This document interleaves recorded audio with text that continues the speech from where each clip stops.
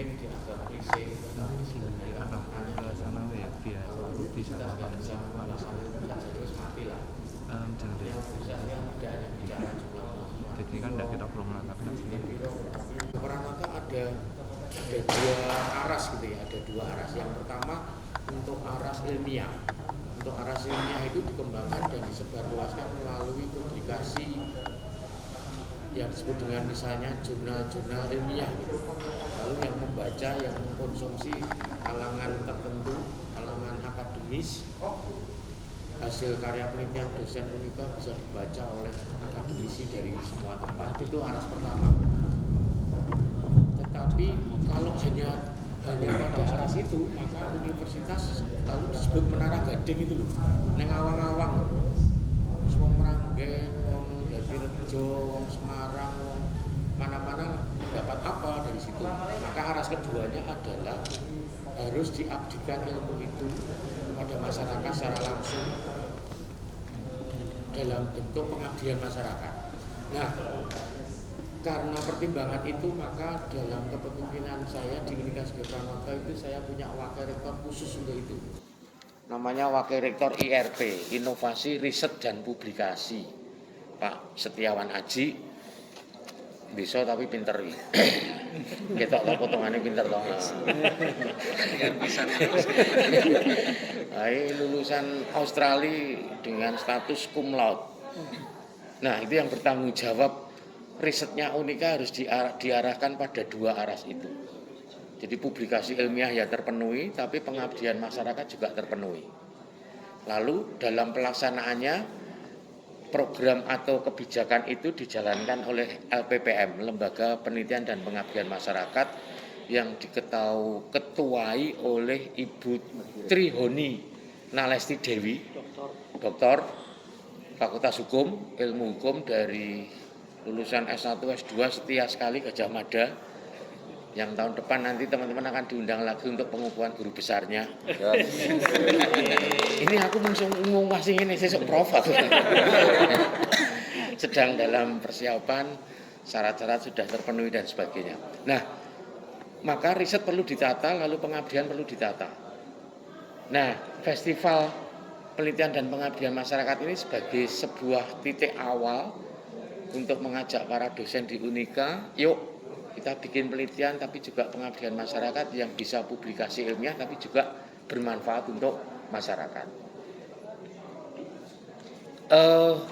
Tahun ini kebetulan mendapat dana hibah dari Kementerian Ristek Dikti-Ristek. Lalu kami memilih 5 kelompok, 5 tim dosen. Ada penelitian dan ada pengabdian masyarakat. Yang pertama untuk pengabdian masyarakat itu kebetulan juga diketuai oleh Bu Trihoni. Itu bagus banget tentang implementasi pendidikan kebudayaan lokal untuk anak SD di Ambon. Jadi bagaimana lalu budaya lokal, kearifan lokal itu mulai ditanamkan sejak sekolah dasar. Nah, Bu Trihoni dan tim itu sudah lama penelitian di Ambon, bekerja sama dengan Universitas Patimura dan Pemkot Ambon. Budaya-budaya lokal itu coba diangkat kembali, dikemas, lalu masuk kurikulum. Ini sesuatu banget menurut saya. Dan hasilnya sudah jadi modul yang mulai tahun ajaran depan akan mulai diajarkan kepada siswa-siswa SD. Lalu tidak akan kehilangan jati diri lokalitasnya di Ambon. Itu saya pikir nanti bisa di-cloning ke tempat-tempat lain. Tadi kepada Pak Wali Kota juga sudah saya sampaikan ini boleh diadopsi di Semarang. Lalu malah gantian ngeles aku lah, Semarang kapan gitu kan ya. Kok ado-ado tekan Ambon gitu ya. Nanti yang jawab Bu Trihoni kok sampai Ambon gitu. Itu yang pertama. Lalu yang kedua diketuai oleh Bu Linggar dari akuntansi, tapi Pak Aji juga anggotanya. Itu menarik, implementasi channel supply chain, jadi sistem informasi, sebuah sistem informasi untuk teman-teman perhutanan sosial. Jadi Jokowi kan mengeluarkan kebijakan bahwa petani itu boleh diberi hak untuk memanfaatkan hutan. Nah, tadi kerjasama dengan sebuah institusi namanya Gema Perhutanan Sosial yang dipimpin oleh Mbak Fikri. Anggotanya sudah 60 ribuan di Pulau Jawa, 60 ribu orang petani. Luas lahan yang sudah dikelola 32 di Jawa 32 ribu hektar. Tapi datanya nggak ono mas. Maka dibuat sistem oleh timnya Pak Aji, Bu Lingga dan Bu Vivin ini. Petaninya siapa saja, SK-nya ya dari pemerintah nomor berapa, karena itu bisa 35 tahun dikelola dan bisa diperpanjang untuk keturunannya diwariskan. Jenis tanamannya apa saja, produksinya, kapasitasnya berapa, itu kalau tidak ada sebuah database dan sistem kan konyol gitu. Misalnya ada kasus kemarin 700 ton jagung dibutuhkan dari Jakarta. Kan ya mungkin nelponi siji namun dengan data dibuka, oh di sana ada sekian ton, di sana ada sekian ton. Termasuk nanti bisa memprediksi kapasitas produksi berbagai jenis tanaman yang dihasilkan oleh para petani ini. Jadi teknologi sudah masuk ke para petani. Ini kan sangat implementatif, sangat berguna untuk mereka maupun para pendamping-pendampingnya. Lalu yang ketiga, kerjasamanya dengan Asosiasi Batik Jawa Tengah. Ini juga menggunakan sistem informasi juga. Jadi Asosiasi Pengrajin Batik Jawa Tengah juga bermitra dengan kita membantu mereka membuatkan sistem informasinya. Lalu yang keempat itu jagung itu di Jatirejo Gunung Pati, karena di sana memang sentra penanaman jagung. Nah, ada masalah ketika memproduksi pasca produksi itu kan lama karena dipipili nganggo jempol kan lho, sampai do kapalan itu. Lalu itu butuh waktu lama. Maka diciptakan sebuah alat untuk mipil jagung sekaligus mengeringkan sehingga produksinya bisa dibus. Nah, itu beberapa contoh pengabdian yang kami pilih implementatif untuk masyarakat. Garis besarnya itu, lalu ada satu penelitian ya Bu Hesti, penelitiannya tentang efektivitas programnya Mas Menteri Merdeka Belajar Kampus Merdeka. Kesimpulannya memang mahasiswa cukup tertarik dengan itu, tapi sosialisasinya masih kurang, dan tentu kami dari Universitas Sugio Pranoto akan mengemasnya dengan gayanya Sugio Pranoto, karena sebenarnya kami itu sudah banyak melakukan kegiatan Kampus Merdeka, kayak kegiatan pengabdian KKN dari dulu sampai sekarang kami itu masih bertahan dengan KKN, dan besok mau tak genjot KKN ini lebih lama, lebih jauh. Jadi KKN kami semester tahun ajaran depan itu akan salah satunya ke perhutanan sosial tadi, mendampingi para petani hutan, akan ke daerah tertinggal, perbatasan dan DTPK itu apa ya? Terdepan ya. Itu daerah-daerah yang akan kami sasar sebagai area KKN mahasiswa. Ya, ben karena film susah sinyal ya apa. Lalu tentu ya kami tidak boleh memaksa, maka nanti modelnya kalau ada mahasiswa tertarik ke daerah terluar, oke daftar di sana, kita akan seleksi kesehatannya, motivasinya macam-macam. Karena juga ada anak-anak yang menji-menji ya wis. KKN pendampingan UMKM yang Semarang ngono ya. Artinya kan memang tidak boleh sesuatu tidak boleh dipaksa. Itu nanti sebagai tindak lanjut kami sehingga yang namanya mengabdikan diri tidak hanya para dosen tapi juga mahasiswa. Demikian garis besarnya. Lalu nanti malam kami akan memberikan penganugerahan kepada tim terbaik. Tentu kami menyusun kriteria-kriterianya yang nanti akan dihadiri oleh Wali Kota Ambon secara online dan juga Pak Gubernur Jawa Tengah. Itu yang bisa saya sampaikan. Sebelum tanya jawab mungkin ditambahkan oleh Pak WR dulu, baru Bu Ketua LPPM. Silakan Pak Haji. Ya, terima kasih teman-teman. Jadi memang sesuai dengan janji Pak Rektor ketika dulu dilantik begitu ya. Salah satunya ketika kita juga ketemu dengan gubernur maupun wali kota, itu kami semua berjanji untuk akan semakin dekat kepada masyarakat melalui pengabdian dan sebagainya. kami waktu itu juga menjanjikan kita akan adakan rilis ini loh pengabdiannya, penelitiannya Unika yang berkaitan dengan masyarakat yang berimplikasi langsung dan sebagainya. Nah ini salah satu pemenuhan janji kami, dan kami bersama Bu Kepala LPPM tadi sudah sepakat kita akan adakan setiap semester kalau tidak per tahun misalnya gitu. Semoga bisa triwulanan sebenarnya untuk bisa memberikan informasi bahwa Unika telah melakukan apa, pengabdian seperti apa. Jadi sebenarnya tidak hanya 5 ini saja kegiatan ini, tetapi ada cukup banyak. Tetapi nanti kami akan secara kontinu kita akan adakan acara-acara Siap-siap seperti loh, ini. Nanti akan rutin hasil-hasil penelitian Sering-sering dosen datang ke yang Unika nanti. yang implementatif, orang yang ngawang-ngawang gitu. Ya. Ya, itu secara khusus. Kemudian juga ini bagian dari gerak Unika juga, selain memang memanfaatkan berbagai grant, salah satunya ini dari pemerintah, kemudian juga ada dari swasta, dari luar negeri dan sebagainya. Kita akan ke depan akan lebih banyak mengekspos supaya masyarakat semakin tahu, dan kemudian juga masyarakat juga memahami bahwa kita melakukan sesuatu, dan harapannya nanti kerjasama juga semakin baik dengan masyarakat, karena kami juga butuh masyarakat dalam konteks ini. Itu dari kami. Nanti bulan depan kita akan adakan juga launching pusat studi baru yang terkait dengan pengabdian juga ya Bu. Nanti mungkin tahun depan, Pak? tahun depan itu bulan Tahun depan. depan kita rada suwi ngono lho. Dan deg-degan. Apa namanya pusat studi? Pusat studi desa. Pusat studi desa. Oke.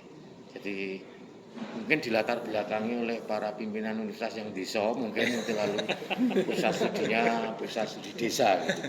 Tetapi memang ya tanda petik itu menjadi perhatian pemerintah ya, betul. Dan sering dilupakan oleh universitas. Nggak tahu universitas terbang kemana-mana tapi desa itu tidak pernah dijamah gitu. Intinya itu sih. Ya, itu dari saya. Oh, Bu Esti. Oke. Nah, sebenarnya enaknya punya rektor apa-apa tahu itu begini. Jadi wis kabeh sisan begitu kan. Jadi lawan Thailand itu. Jadi saya cuma ngegongi saja. Artinya kan saya rasa yang disampaikan Pak Rektor tadi sudah komplit sebenarnya. Jadi itulah, Pak, besok kalau konferensi pers lagi dengan senang hati saya mendampingi. Tapi mendampingi saja, tidak betul. Betul. Jadi ya ini saya mungkin menggarisbawahi saja bahwa apa yang terjadi hari ini dan mungkin mudah-mudahan di hari-hari ke depan tadi, kami hanya ingin sebenarnya mengintegrasikan Tridharma perguruan tinggi. Jadi MBKM itu kan persoalan bagaimana pengajaran pembelajaran itu kemudian kembali kepada masyarakat. Lalu penelitian juga begitu, bagaimana kembali ke masyarakat. Dan pada saat pengabdian itu sebenarnya memberikan nyawa, memberikan roh untuk ke pembelajarannya dan ke penelitiannya juga. Jadi ini 3 hal ini menurut saya yang nampaknya perlu dikuatkan. Nah, dari apa yang disampaikan Pak Ferdi dan juga komitmen sejak awal, 3 integrasi Tridharma ini menjadi yang paling penting. Lalu hal lain yang perlu kami garis bawahi nampaknya terkait dengan itu tadi soal Menara Gading dan soal dampaknya. Kami melihat bahwa ada beberapa hal yang perlu ditekankan, persoalan dampak pada dampak. Kita kan selalu ngomong kalau pengabdian itu dampak ekonominya apa, lalu dampak teknologinya apa. Nah, saya pikir yang paling penting juga adalah dampak sosial. Jadi seperti tadi yang kalau kita bicara Ambon, mungkin dampak ekonominya tidak terlalu kentara ya. Tapi dampak sosialnya bagaimana kemudian masyarakat setempat mulai mengenali jati dirinya, ini menurut saya sesuatu yang sangat penting. Lalu juga nanti akan pada akhirnya juga berdampak ekonomi juga. Pada saat mereka sudah mengenali budayanya, jangan-jangan ini komoditas yang baik untuk ekonomi. Nah, kami melihat memang ada potensi-potensi wisata misalnya di sana. Tapi potensi wisata itu tidak kemudian menjadikan mereka itu tontonan, tapi menjadikan mereka itu berdaya, mereka subjeknya, dan mereka menentukan sendiri kehidupannya, tapi dampak ekonominya akan ada di situ.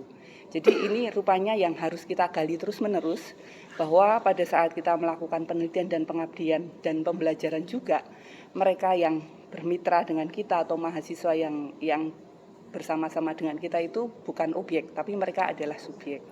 Jadi itu yang kemudian menjadi semangat kami, termasuk salah satunya coverage-nya harus semakin luas begitu kan. Nah di pengabdian ini, di festival ini kami juga memastikan itu bahwa memang titik awalnya adalah Semarang.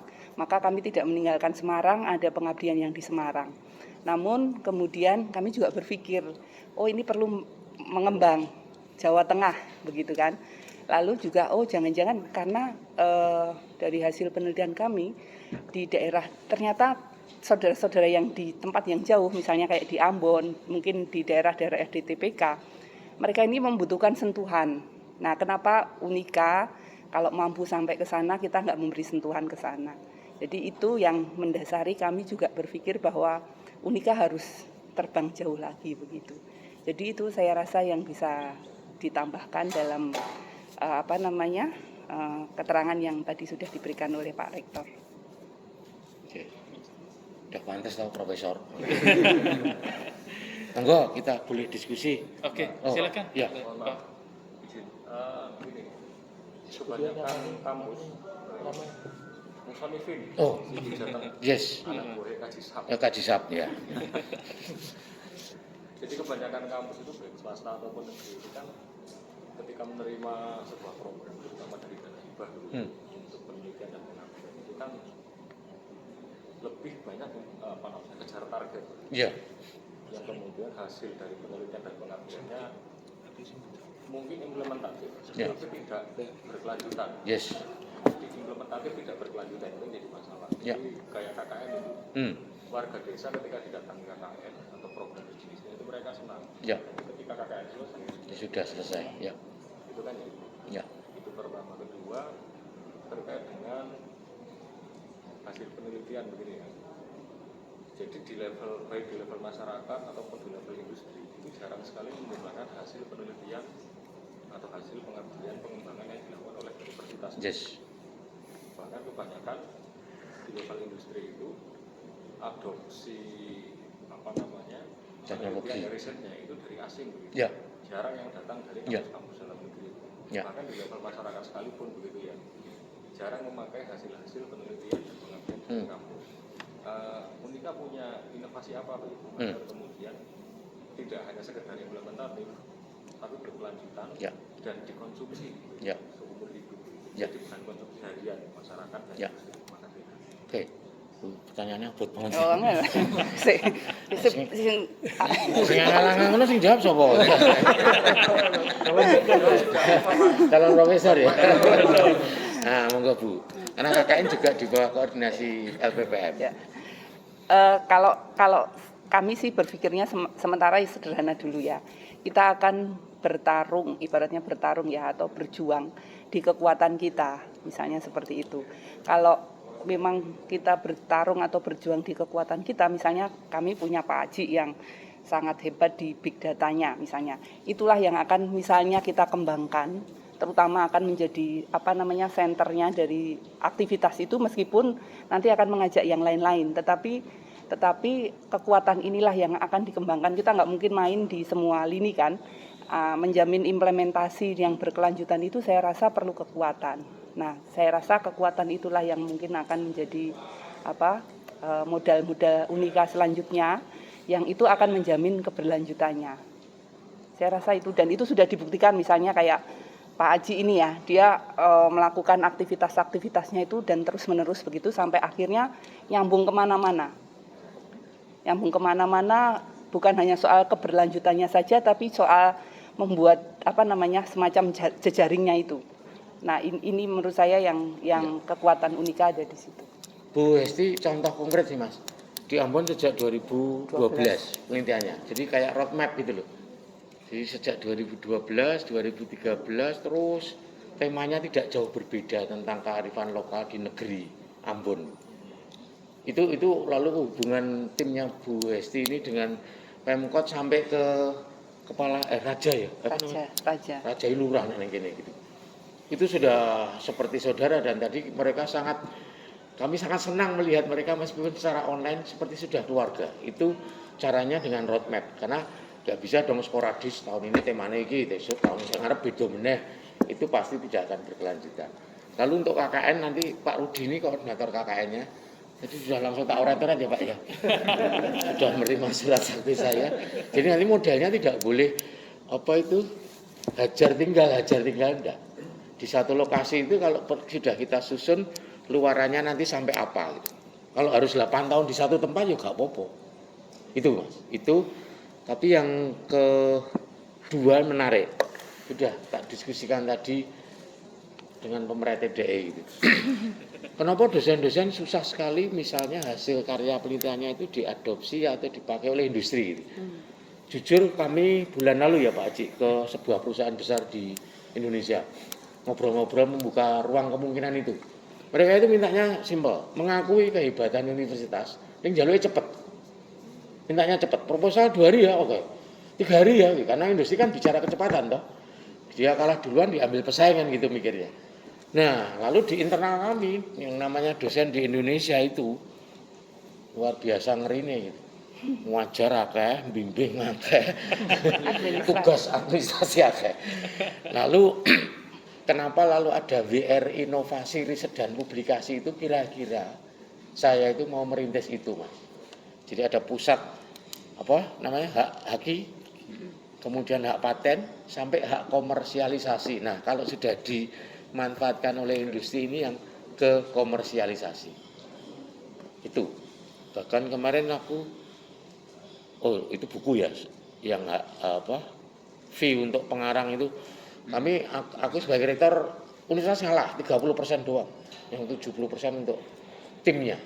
Nah itu kami sedang rintis mengarah ke sana. Tapi persoalan yang harus kami pecahkan memang salah satunya itu tadi beban dosen yang Indonesia, bukan Unika loh, yang Indonesia.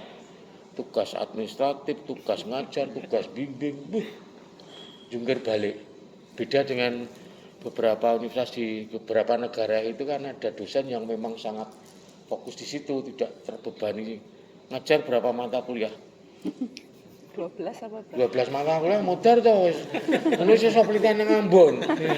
Nang Ambon 2 minggu. Rektor aku cuti 2 minggu nang Ambon. Aku miso-miso asem ya. Aku ora iso. Haji ngajar masih berapa dan sebagainya dan itu sih yang harus kami kelola.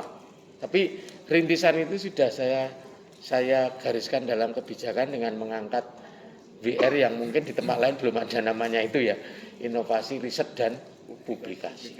Gitu Mas. Semoga untuk pemerintah bisa nggak Pak kira-kira Pak, jangan swasta lah, jangan dunia usaha atau dunia industri. Tapi Pak pemerintah ini kan mengundang juga wali kota sama ya, gubernur, ya. Agar seperti alat pipil jagung Yes. bisa diproduksi massal gitu Pak. Ya saya pikir justru ruangnya di sana, ruang terbesar, apalagi kalau Mas Hendy kan modelnya selalu pengen mengajak semua pihak yang ada. Maka kita akan respon itu. Tadi beliau secara langsung mengatakan, ayo toh undang Semarang Genti gitu. Itu. Maka arah riset seperti dikatakan Bu Hesti, kami tidak boleh lalu hanya di Semarang karena jujur mahasiswa kami kan dari 32 provinsi. Maka Toraja dan sebagainya nanti menjadi sasaran fakultas kedokteran itu sudah kami incer gitu. Ini harus ke sana juga. Tapi bahwa Semarang sebagai basis pasti. Dan itu ruangnya tentu lebih besar ya Pak Haji gitu.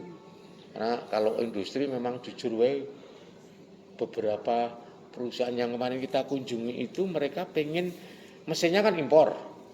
Vendor hilang. Harus dimodif. Ini yang bisa menikah elektro ya, beberapa kali elektro. Mereka puas hasilnya, tapi suwi Pak. Tapi suwi Pak, lagi nguji yuk. Itu yang harus kami percaya, gitu Mas. Monggo, yang lain. Ada lagi yang lain? Silakan. Diikuti berapa festival ini untuk internal? Internal, ya. Internal. Ini kami mulai ini pertama kali Mas Aman. Jadi semoga nanti setiap semester kita bisa bikin festival. Tapi kalau yang tadi disampaikan Pak Haji publikasi ke masyarakat lewat teman-teman pers hasil penelitian itu akan kami rutinkan. Beliau targetnya 3 bulan sekali. Tapi yang kali ini memang baru 5 yang kami pilih. Dan itu memang dianalisis oleh LPPM, tim-tim yang selama ini punya komitmen kuat. Sama-sama bebannya sama sih. Lalu beberapa dosen yang lain kan harus fokus ke keluarga. Kalau ini wah ini ketoknya tak patah. Dimana pray. Anti pray jadi generasi anti pray. Nah, ini liane pray Natal ya. Gitu sih Pak Aman. Sementara 5 kami pilih sebagai yang layak untuk difestivalkan. Kalau database kami banyak banget hasil-hasil pengabdian yang dilakukan oleh para dosen maupun penelitian yang Mas Luis ini sedang menata nanti jadi katalog Pak. Jadi ada misalnya riset tentang Semarang, tentang ini dan sebagainya yang nanti kita akan share ke pemerintah maupun ke publik. Ke perusahaan-perusahaan untuk arahnya nanti ke komersialisasi. Karena memang bagian komersial ini banyak sekali penelitian yang sebenarnya potensial untuk komersial. Ini sudah ada sehingga kita tawarkan. Kemudian nanti untuk follow up-nya karena cepat dan sebagainya nanti urusannya WR kerjasama dan bisnis. Barangkali memang harus di set up, disupport dengan swasta misalnya, meskipun milik Unika. Tapi risetnya tetap dari pengembangan ilmu yang ada di Unika, keilmuannya Unika. Nah, katalog itu akan sedang kita susun, nanti akan per kategori maupun per lokasi dan sebagainya kita sesuaikan dengan stakeholder semuanya. Gitu Pak Aman. Oke. Ada join dengan kampus lain Pak untuk penelitian pengabdian? Oh iya selalu. Bu Westi dengan timnya itu dengan Universitas Patimura, Ambon.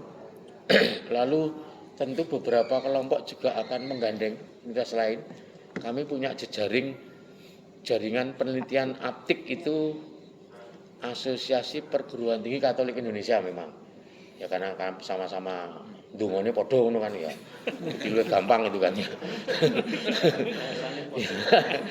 Jadi Atma Jaya Jakarta, Atma Jaya Jogja, Parahyangan, Widya Munda itu besok Maret malah kongresnya di sini. Kami tuan rumah. Nah, kami biasanya bicara pembelajaran, bicara penelitian, kolaborasi. Bahkan nulis buku bersama. Itu kira-kira Mas. Nah, memang saya di awal jadi rektor itu kan banyak yang orang bingung termasuk internal Unika. Kok nang ngene rektor Undip, nang ngene rektor UNES bareng ngopo lho, bagi saya itu jejaring yang harus dan kita merasa sebagai swasta kan ya harus sowan nang negeri-negeri dan ruang-ruang itu dibuka dengan sangat. Termasuk kami kemarin dengan Untak yang tetangga pengen kerja sama riset bareng, oke. Gitu Mas. Saya pikir ruang itu harus dibuka seluas-luasnya termasuk joint research dengan beberapa kampus di luar negeri. Teknik pangan ya yang paling banyak joint research. Skripsi mahasiswa S1 bersama. Dengan mana? TP itu yang paling banyak? Providence University itu di Taiwan. Nah, mereka tertarik herbal. Lalu TP join. Jadi skripsi bersama dibimbing oleh dua pihak. Itu sudah kita rintis dari mahasiswa S1. Gitu Mas. Pak, terkait ajakan dari Pak Hendi tadi terkait penelitian di Kota Semarang ini mungkin mau mulai kapan, lalu mungkin apa sih yang bisa diteliti dari Kota Semarang gitu ya. Pak? Sebenarnya yang disampaikan Pak Cik tadi, Mas Luis sekretaris LPPM masih kinyis-kinyis toh. Tapi rektor masa depan itu. sedang menata itu tadi katalog. Jadi tema-tema penelitian tentang ini, penelitian yang Semarang. Karena kayak kawasan Kota Lama itu kan menjadi studi yang cukup lama dari prodi arsitektur Unika.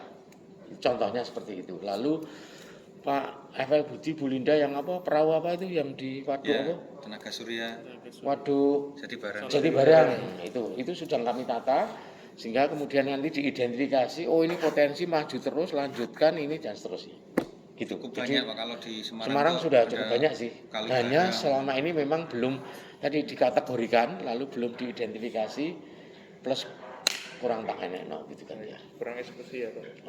Ya rotok digalai sedikit. Gitu sih. Ya. Okay. Pak, untuk progres Fakultas Kedokteran di WSB Pak, mohon maaf agak. Oh ya. Ini sedang menyelesaikan finishing furniture. Itu terakhir sebelum libur ya. Aku ke sana, kursi-kursi sudah datang, wes. Kursi rektor belum tapi. Jadi targetnya memang akhir Februari semua sudah siap, lalu pembelajaran semester genap kan Maret. Itu sudah bisa berjalan di sana. Orang tua banyak yang WA saya, Pak nyari kos rada susah gitu kan ya. Tak jawab beli aja gitu. Ya marah doang loh. Terus saya sudah observasi beberapa kali nek golek mangan sing murah neng Mijen. Aduh di Kendal Pak. ya semester depan itu 2 fakultas teknik pangan, teknologi pangan dan kedokteran di sana. Dan sudah selesai tender 2 minggu yang lalu, ini sudah mulai eksekusi.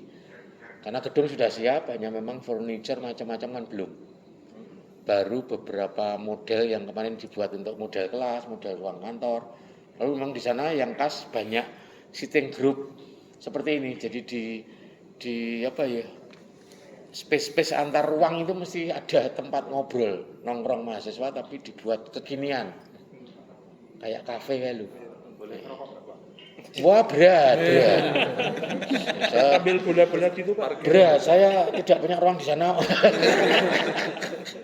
Itu depan sih. diajak ke sana ya Pak. Ya bulan depan kita konferensi persnya di sana ya. Ya lah, mumpung kursi ini sono gitu. Berapa mahasiswa Pak? Ya. Berapa mahasiswa kapasitasnya? Oh kalau kapasitasnya kita bisa sampai 3.000 karena itu kan baru 1 unit Mas. Jadi Tahun depan rencana kita bangun gedung April kita membangun gedung unit 2. Lalu 2023 selesai, harapannya tidak molor, Agustus mulai pembangunan rumah sakit Sanjoyo dengan target tahun 2025. Saya meresmikan, besok paginya ganti rektor. Nah, gitu. Sudah tak hitung gitu. Aku udah tak resmi gitu, bisa-bisa. Seorang tak resmi. Gitu Mas, grand planning kami. Nah, Sugeng monggo. Oh iya, masih. Tadi saya ngikuti Zoom kebetulan dari Oh, yang seminar tadi? Iya. Oke. Luar biasa. Maksud saya luar biasanya itu 4 Pengabdian. pengabdian, 1 penelitian, tapi sungguhan Pak Rektor itu. Artinya kayak kayak ujian. Iya. Mengikuti padahal Iya. tempat lain yang saya uji bukan berarti Nggih. membaikkan Unika walaupun memang baik ya. Artinya teman lain kadang-kadang beberapa itu paling 10 menit, 15 menit. Tapi rampungnya Satu jam ya satu kelompok. yang Diajar oleh audiens, temennya sendiri. Yang kedua tadi tantangan dari Pak Hendi untuk ke arah walaupun sudah dijawab ke arah komersialisasinya lebih ditingkatkan karena banyak sekali talenta Unika yang dari ekonomi dari teknologinya dan sebagainya itu luar biasa. Yang ketiga ini sedikit masukan yang kayaknya semuanya bagus, yang MBKM-nya itu kenapa agak sedikit istilahnya mahasiswa dan dosen dari isian itu agak kurang memahami MBKM. Ya, jadi kebijakan itu berarti harus dipush sosialisasinya Ya. Terima kasih. Yang ketiga ini memang November itu kan saya diundang Komisi 10 DPR RI. Lalu pengen tahu MBKM di kampus bagaimana. Tak jawab jujur. Idenya bagus. Tapi urung siapa di gas gitu kan. Jujur semua kampus biayaan Mas.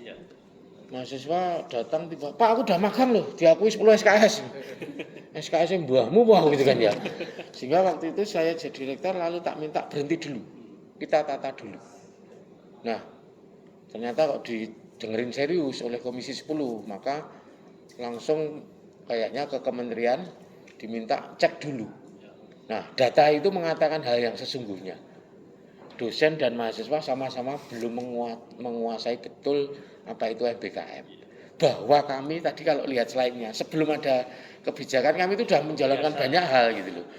Lalu ketika itu disebut MBKM ya rada bingung gitu. Yang paling sulit sebenarnya mengkonversinya Mas. Jadi kalau yang kami sudah laksanakan magang KKN itu kan MBKM, kami sudah.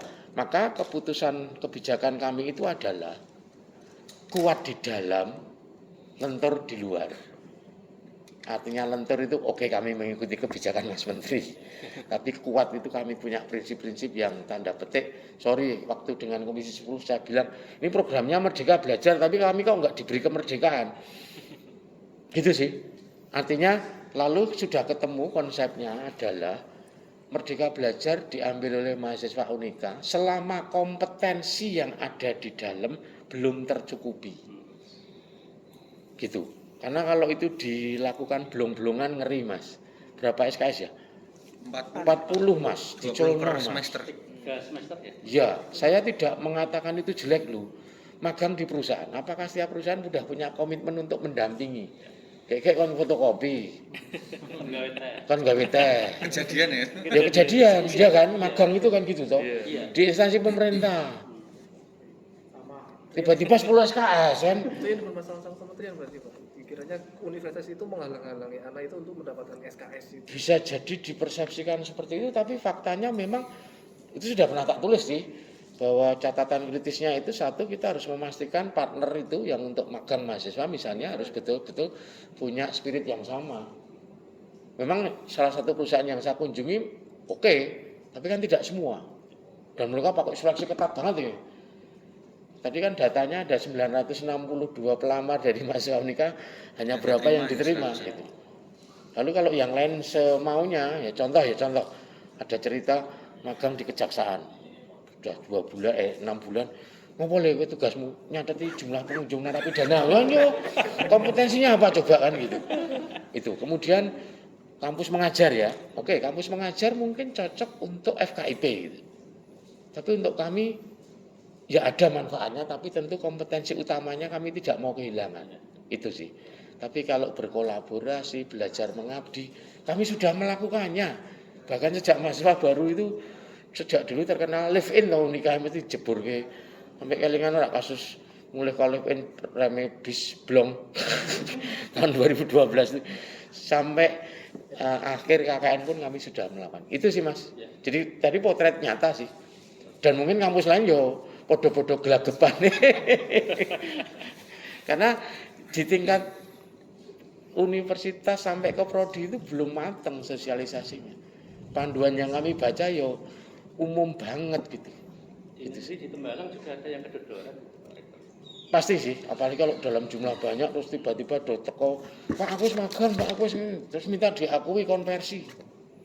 Gitu. Jadi basis kami tetap kompetensi.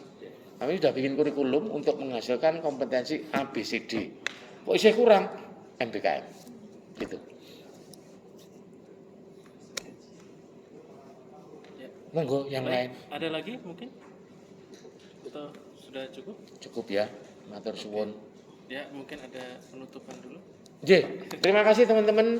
Kami menempatkan teman-teman partner yang sangat penting untuk misi ini.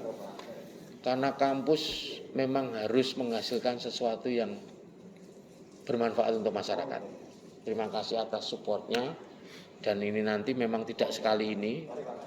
Rutin, Pak Haji kalau belum bisa per 3 bulan ya jangan dipaksa ya. Jadi mungkin per 6 bulan gitu ya. Lalu masyarakat biarlah menikmati hasil pemikiran, penelitian universitas.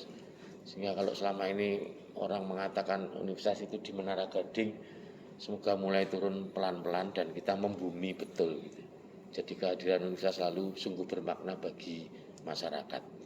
Begitu Pak Luis, tolong nanti katalognya ditata dengan lebih cepat, lalu kita tahu peta penelitian tentang makanan sekian puluh penelitian tentang tenaga surya ternyata udah banyak banget, tentang IT ternyata sudah seandainya itu. Lalu kita elaborasi kembali dan itulah yang akan kita berikan ke publik melalui teman-teman media. Begitu.